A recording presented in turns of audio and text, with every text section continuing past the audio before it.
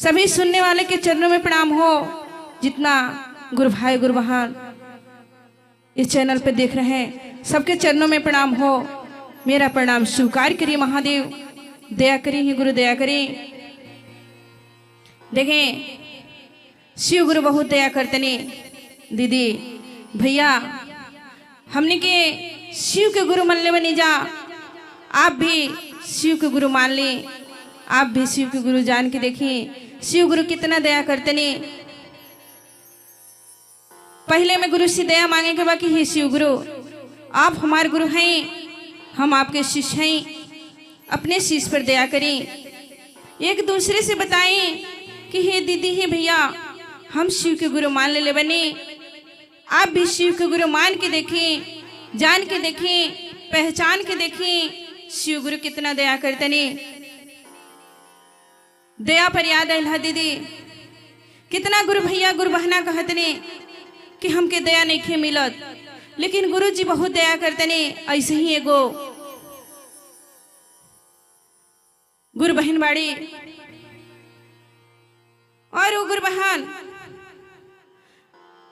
दो गो लड़के का जन्म देके और वो स्वर्ग पधार गल बड़ी। फिर दूसर माई आयल बड़ी, उमाई बहुत शासन दे तरी वो बच्चन पे। वो बच्चा एक लड़की जौन बाड़ी तन 12 बरिस के बाड़ी और 12 बरिस में स्कूल में पढ़े खाती जाता रही। तो देखा तेरी कहीं भी चर्चा होता वो चर्चा में जाके चर्चा के सुना तरी। स्कूल से आए में देर हो जाता, मान ले कि 2 घंटा चर्चा सुने लगा तरी। तो उनके लिए जब लेट हो जाता घरे आओ तरी तो वो सौतेली माई जोन बाड़ी तरह तरह की बात कहतरी अपना पति जी से कि लड़की काहे लेट से आओ तरी, ये ऐसा बाड़ी मतलब बहुत गलत गलत सोचे तरी। कहा तरी कि इनके शादी करके इनके जल्दी हटाएं। लड़का खोजे खाती गल बनी, कहा तरी कि ऐसा लड़का खोजे कि जौना के कुछ ना होखी। गईने खोजे खाती कहा जाला कि देखी पत्नी के मुंह में बेटो बेटी का आदमी भूल जाला। गैल बड़ा लड़का खोजे और एकदम जौन खूब भीख मांगा, कोढ़ी पूरा कोढ़ चुअता चारों तरफ से, हेने से पीप निकलता हेने से पीप निकलता। वही लड़का आगे पड़ गई बड़े आ वही लड़का के शादी करे खाती उनके कहते नहीं कि तू हमरा लड़की से शादी करा। वो कहते नहीं कि हम कहाँ रखे हमरा कुछ नहीं खे। वो कहते नहीं कि ना हम कुछ नहीं की जानत तोहरा शादी करे के बा। देखिए वो जब कहे के चली आओ तने घरे तो पूछा तारी उनके पत्नी कि कैसन खोज ले बानी। कहने कि तू जैसन चाहत रहलू हा वैसने खोज ले बानी। देखिए जब बारात आवता और जब वो कोढ़ी के देखा तरी खिड़की में है वो लड़की, तो महादेव गुरु से कहा तरी कि हे गुरु हम कौन ऐसा गलती कर ले रही हाँ कि ऐसा हमरा के सासत मिलता, ऐसा हमके इतना कोढ़ी हमार पति आयल बने, हम कमरा में कौन गलती बा। वो लड़की फांसी लगावे खातिर दरवाजा के बंद कर देली। जब दरवाजा बंद कर दिल बड़ी और फांसी लगाओ तेरी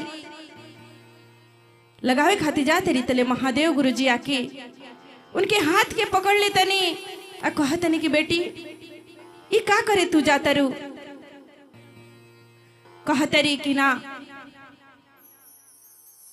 हम अभी अपन प्राण के त्याग देम लेकिन हम उनसे शादी ना करब। कहतरी महादेव जी कहते कि ना बेटी तू जाके शादी करा, तेरा यही रूप में शादी करे के पड़ी।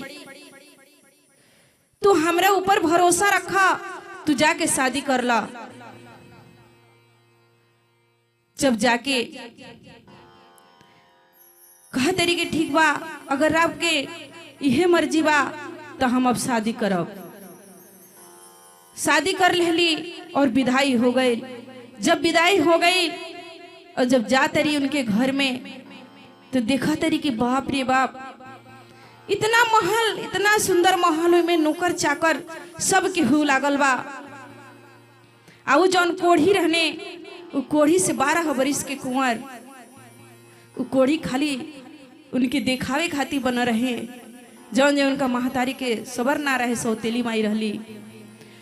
12 बरिस के कुंवर और खूब सुंदर है वो महल में नौकर चाकर सब कुछ लागल बा। बहुत खुश भइली लड़की और खुश होके महादेव गुरु के कहतर कि हे गुरु,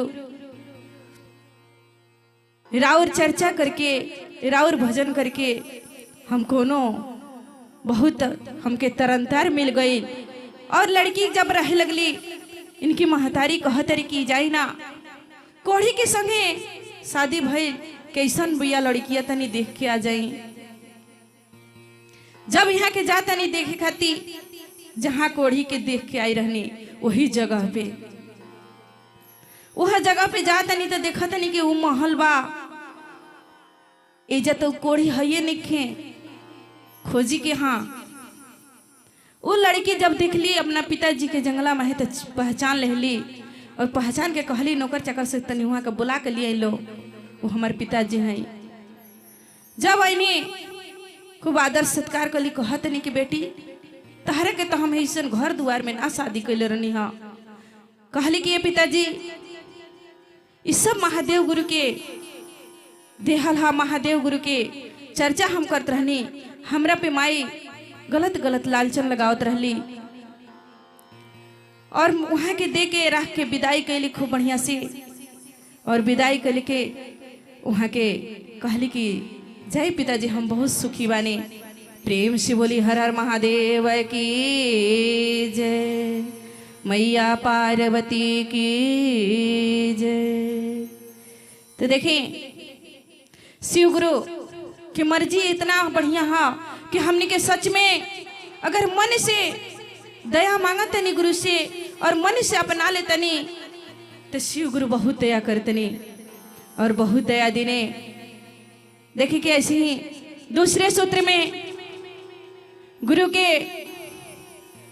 108 बार प्रणाम करे के बाद या कर माला से करी या रुद्राक्ष माला से करी। कर माला उंगली होला, रुद्राक्ष माला कंगन होला। 108 बार गुरु की नमन करी।